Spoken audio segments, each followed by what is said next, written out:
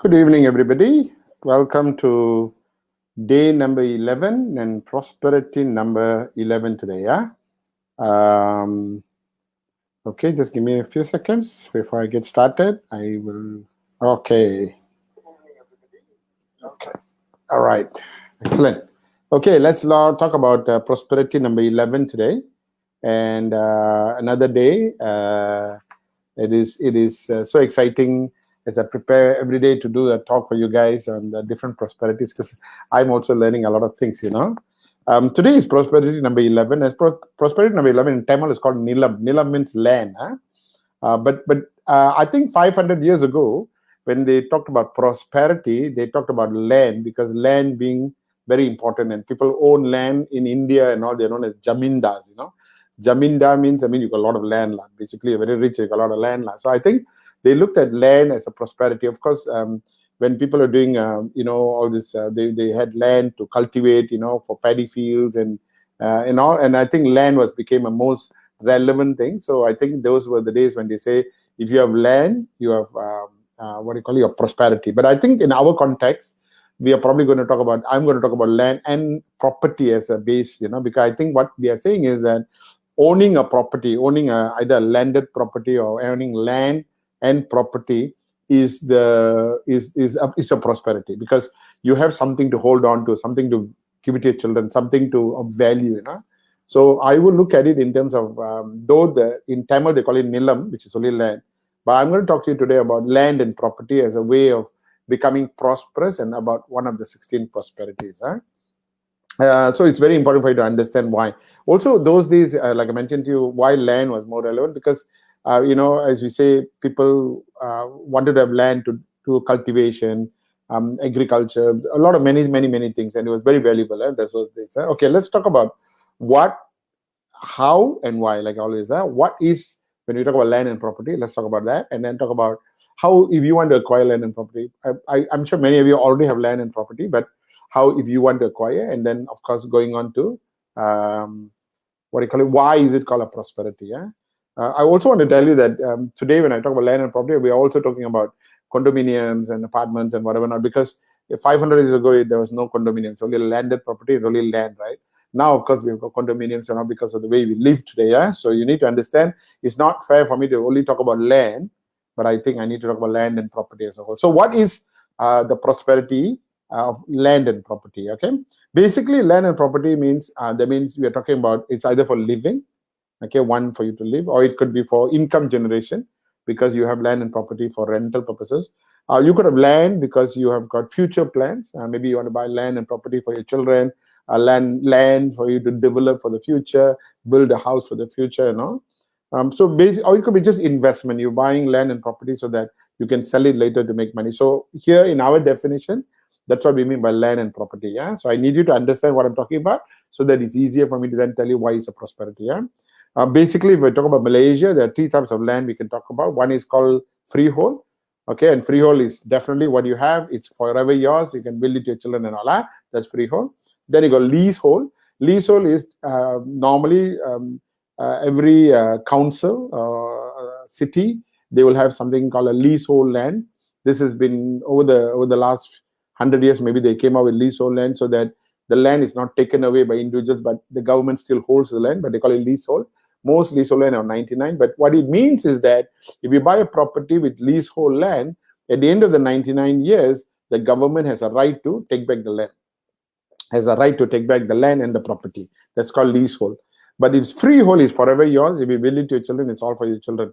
But if it's a leasehold property and you leave it to your children, when the lease ends, it is up to the government to decide whether to, or the council to decide whether to let you lease another 99 years or to take it back because they have a right to do that. And of course, in Malaysia, we also have reserve land, mainly Bumiputra reserve land and just generally reserve land for government purposes. They might have reserve land for railways, they have reserve land for further development and all. But the one that we know as reserve land, most of us know is for Bumiputra reserve land. Yeah. So these are the three types of this one. When you talk about land and property, I think we are talking about three things. One is landed property, land and landed property. I think so. We talk about land as well as property on it. So it's called landed property.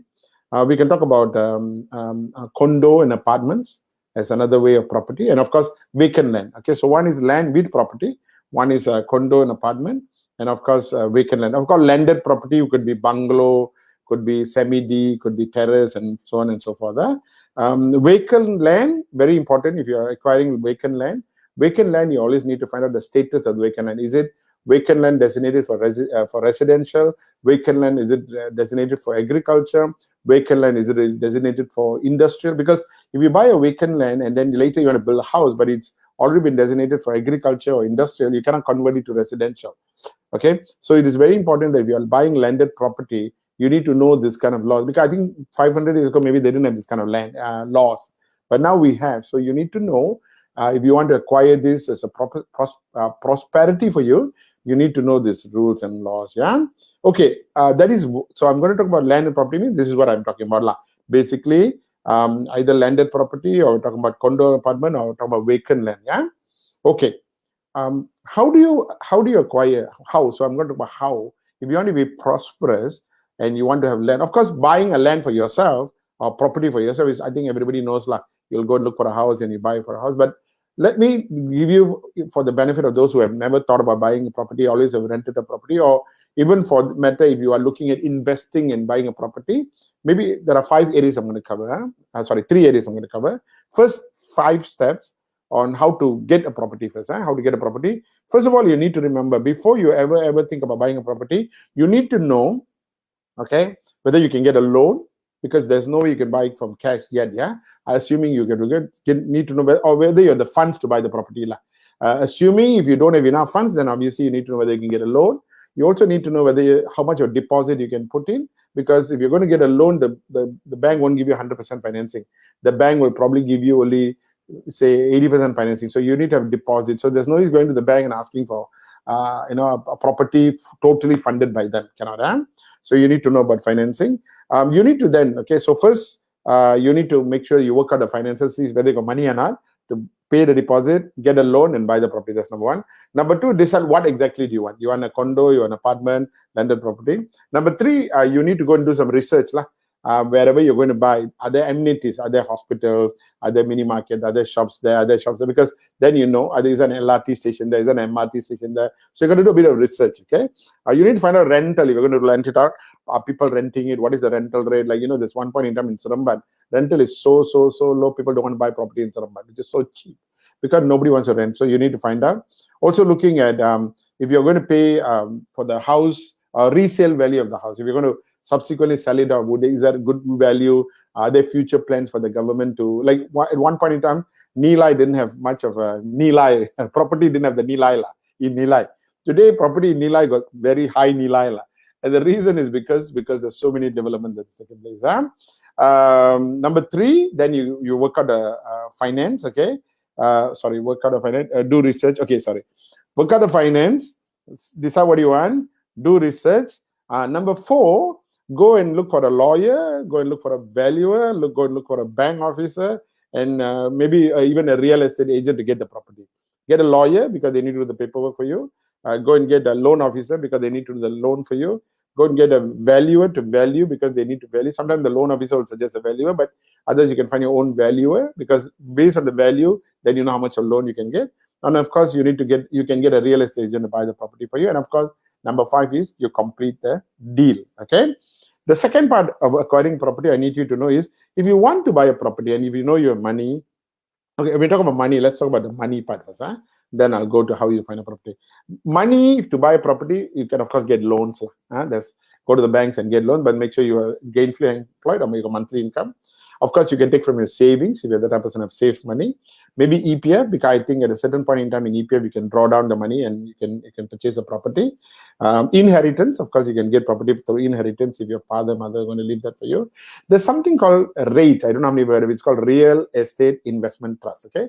For those who do not know, you can also acquire property based on real estate investment trust. Go and do some research on it. If you don't have a lot of money to buy big properties, you can actually own shares in property companies. That means let's say, Pavilion Shopping Center, if it's under REIT, that means you can actually pay 100,000 and own shares as part of the big group of people who own Pavilion Shopping Center, something like that. That's called real estate investment trust. These are like shares, but you own property. It's also transferable. You can say leave it to your children to take over. The one price can go up and down. Real estate. You can also look at other investment. There are a lot of investment companies, property investment companies that have got a lot of this, where you can pay monthly and then buy a property. Last time there's a company called Profitable Plots, where you can buy plots of land by monthly putting in money, which will then be used in order to buy property. And then when they sell off the property, they give you back money. So you can even look at Profitable Plots. There are also people who do this. I suggest, because I'm a financial consultant. So what I suggest to people who come to me and say, Mr. Kati, I want to buy a property, I don't have money. Then I say, listen, why don't you do this? Put aside some money and put it in unit trust or put it in insurance. And when you put it over a 10-year period, and at the end of the 10-year period, the amount that you get in terms of cash value with the interest, and now if it's an investment policy, but might be substantial enough to buy a property. I actually know someone who has actually got about 21 policies. And the reason why she has 21 policies is because she says, okay, this policy, I bought it for this purpose. And 3 or 4 of the policies is, when my daughter gets married, I want to use this money to buy a property for her. Something like that. Huh? So if you're not sure how that works, just WhatsApp me. I will tell you how that works. Huh? But that's how you can acquire property. If you want to find a property, in order for you to acquire property, I think you just have to ask around, like tell around and say, hey, I'm looking for a property. That's one. Open your mouth. You got to open your mouth. Tell people. Huh? Number 2 is Google. There's so many companies out there selling properties. And so you just Google and say, looking at property in, in Damansara, looking at property in Bangsa, looking at property in Tamantun, and then you'll get all this information. The other thing you can do is like what Robert Kiyosaki says, just take your car, drive around your neighborhood and see where you can see people have put up signs, house for sale, house for sale, house for sale, condo for sale, property for sale. So call them up, because when people are willing to sell and you want to buy, it's much easier because they are ready to sell, and normally you can negotiate the price. So go around, look around, you can get that. Look for abandoned houses. Sometimes you go around, you see houses that is like lalang grown already. If your children go in, they get lost, they're kind of a lalang all grown. Then what you can do, you possibly can go to, say, a lawyer's office, land office, and find out who owns this property and contact the owner and say, since you've got a property that's abandoned, can I buy it over? Robert Kiyosaki, that's one of the best investment you can do. Buy properties that has already been abandoned because the value is much lower. Take it, renovate it, and then you can sell it off and make money. Yeah? You can also look at auction listings. A lot of people, what they do, they go to all this Bandare, where they do auctions. They look for properties for auction for sale, and they buy auction properties. Huh? You can look for advertisement in the newspaper where people are selling properties. You can get that from. And of course, you can advertise. You can also advertise in the paper and say, looking for property. If anybody wants to sell, contact me. You can do that as well. Yeah. You can also have lawyer friends, because lawyers do a lot of transactions, and lawyers will normally know the property that people want to sell, and they will come to you. You can go talk to valuers who value properties and tell them, I'm looking for property. The valuers can call you and say, there's a property for sale. Would you be interested? Or, of course, real estate agents. Real estate agents, you just inform them, I'm looking for property, then they will be able to help you, right? So basically, that's how you decide to acquire property. Now, I can help for those of you who are interested in looking at web. I'm a financial consultant. So just WhatsApp me if you think you want some guidance. Not that I'm going to give you a property or get you a property. Yeah. If you want some guidance, okay, I'm looking at buying, Mr. Kadi, what should I do? Then I will give you some tips on what to do. Yeah. I want to finish up by telling you why is property, land and property prosperity. Yeah. It's like gold, like gold always appreciates in value. Gold always appreciates in value. Many ways it's like gold. Always appreciate. So land is like that. I think sometimes people say, oh, the land price drop, but land price always goes up. I think you know that land price always goes up. I had a property in Country Heights, Kajang before, and the property at a point in time, I remember when it was first developed, the property price was only about 35 ringgit per square foot. But when I was living there, I lived there for about 12 years, right? And the property value went up to even 256 per square foot, ringgit per square foot. And that only goes to show that property value will always go up, always go up. Some places higher, much faster, because if there's LRT station, the property value goes up. But property value, just like gold, will continue to go up. A lot of you will tell you, oh, I wish my father bought a property. I wish my mother bought a property. I wish they bought a property. Of course, you can wish, but they didn't buy, right? So maybe what you want to do is to seriously look at, because the two things you can only leave for your family. One is gold, the other one is property, because it's available. Yeah, make sure it's not leasehold. Make sure it's freehold. Yeah, I don't know whether you know this. I want to tell you this. Many of you don't know this. The two richest organization in the world today. The two richest organization in the world today. If you do not know, let me tell you. One is the Catholic Church. The Catholic Church is one of the richest organizations because the Catholic Church owns most of the properties in the whole world, whereby the church is built on land that is very, very expensive. So since the Catholic Church owns the church, they own the property, and they are one of the richest organizations in the world. The other organization, the richest in the world, is McDonald's. Because McDonald's is normally what they do is they buy the property and then they have an outlet there. And McDonald's has got thousands and thousands and thousands of outlets. And some of it is, of course, leased, some of it is rented, but a lot of the property is owned by them, which means they always, that's why there's a joke. There's a joke that McDonald's actually doesn't sell burgers. McDonald's is actually in the real estate business because McDonald's owns most properties in the world today in the business because the land belongs to them in most occasions. Not all, but most occasions. Okay. So property is known as prosperity because when you own it, you also have a status. So it goes up in value like gold. It is a status symbol when you have own properties. Like those days when you own property, when you have big property, if you live in certain places, people say, "Wow, you live there! Oh my God, that's a status thing." So of course it's a prosperity, right? And finally, I think it's prosper because it's willable. I think that's the key part here, because it's willable. You can pass it on, yeah? Anyway, let me finish off by telling you two things. Andrew Carnegie said this. He says 90% of millionaires in the world are millionaires because of property. Because when they buy property and keep it, because even if they are doing business, they use their property as collateral. They use their property to sell off and make money. You understand? Like people have got gold, they go to a pawn shop and put it there and take money, right? But the richest man, according to Andrew Carnegie, the richest man, some of the richest, 90% of the richest people in the world became multi-millionaires because of property acquisition. So buying property is definitely a prosperity, because in time to come, if not you, your children will become very rich because they own a property. And I want to finish up by telling you, Eleanor Roosevelt says this. Eleanor Roosevelt says, real estate or property cannot be lost or stolen, which is true, right? You can lose gold, you can lose your jewelry, but property, you cannot lose your property. People cannot steal the property, cannot move the property. But gold, yeah, people can steal it and you can still lose it. But real estate cannot be lost, cannot be stolen, and cannot be moved. Okay? And so Eleanor Roosevelt says the safest investment in the world is land and property. Okay, so that's why probably 500 years ago they wrote down that land and property is a prosperity, and what you should do is to seriously look into how to acquire that as well. Okay, so with that, I will see you tomorrow. Now, I just want to give you an announcement. Tomorrow's session will be at 9 o'clock, not 8 o'clock, because I am taking my mother-in-law for vaccination, second dose vaccination tomorrow evening, and the vaccination is at 6:30. So I might not be back by 8 o'clock, because I'm taking her and bringing her back. So tomorrow I will do it at 9 o'clock. Only for tomorrow, my session will be at 9 o'clock. Please take note. So join me at 9 o'clock tomorrow for prosperity number 12.